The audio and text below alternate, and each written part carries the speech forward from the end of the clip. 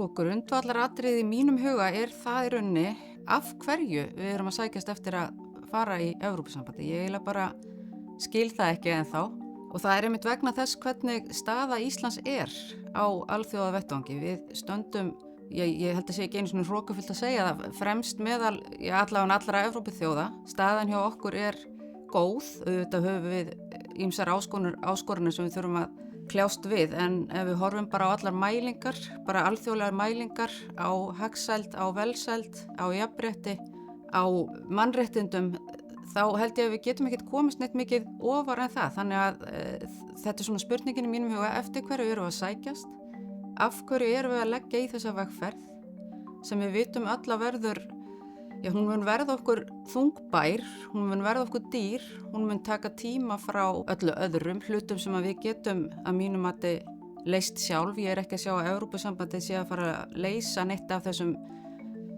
tímabundnu vandamálum sem steðja núna að íslensku hagkerfi og íslensku atvinnulífi, svona eins og ég segi tímabundið. Þannig að ég spyr bara af hverju? Eftir hverju erum við að sækjast?